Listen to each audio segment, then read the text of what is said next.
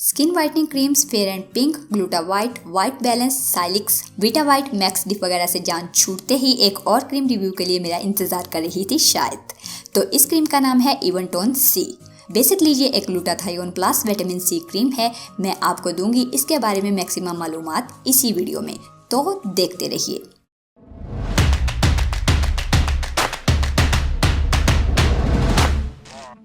अस्सलाम वालेकुम व्यूवर्स, मैं हूं मैमूना मुस्लिमा।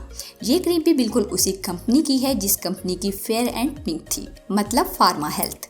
फेयर एंड पिंक का भी रिव्यू आप देख सकते हैं, वीडियो मेरे चैनल पर मौजूद है। इवनटोन सी एक स्किन फेयरनेस क्रीम है, 30 ग्राम की प्लास्टिक ट्यूब में अवेलेबल है। इसी नाम से मामूली फर्क के साथ कंपनी के और भी बहुत सारे ब्रांड्स हैं, जैसे Eventone serum, Eventone C cream, Eventone for reveal serum, Eventone for reveal gel और Eventone for white advanced serum. अच्छा, ये एक मेडिकेटेड क्रीम है जिसके मेन इंग्रेडिएंट्स में ग्लूटाथायोन और विटामिन सी शामिल हैं, लेकिन ये किस क्वांटिटी में शामिल है ये मेंशन नहीं है। फलों और पत्तों के एक्सट्रैक्ट शामिल होने की वजह से ये एक न्यूट्रास्यूटिकल प्रोडक्ट है और यही चीज़ इसे मेडिकेटेड बनाती है। इसे अमूमन डॉक्टर्स ही प्रिस्क्राइब करते हैं और मिलेगी भी आपको किसी फार्मेसी या मेडिकल स्टोर से ही। अगर इसकी इंडिकेशंस की बात की जाए तो इसमें pigmentation, freckles, melasma, discolouration, uneven tone, darkness और अनफेयर स्किन शामिल हैं। मेरी जिस फ्रेंड को ये क्रीम डॉक्टर ने रिकमेंड की थी, वो वजह भी किसी घटिया क्रीम के इस्तेमाल के बाद निकलने वाली एक्नी और डलनेस थी और स्किन कुछ एक्स्ट्रा ही ऑयली सी हो गई थी।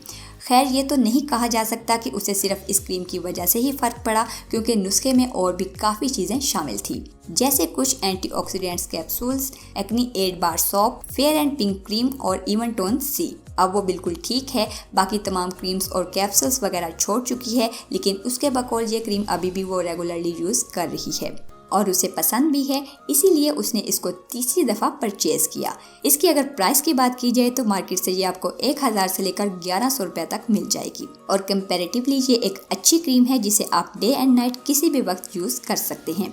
अगर इसकी कंसिस्टेंसी की बात की जाए तो लाइट क्रीमी फॉर्म में है, अप्लाई भी इजीली हो जाती है और वैनिश भी।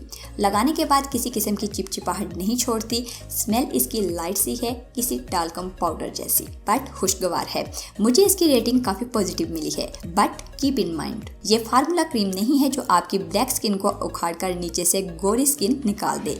लेना ना लेना ये आपकी अपनी चॉइस है। जो मेरे एक्सपीरियंस में बातें आई वो मैंने आपको बता दी। आपकी स्किन पर कैसा रिएक्ट करेगी उसका जब आपको खुद नहीं पता तो मुझे कैसे होगा।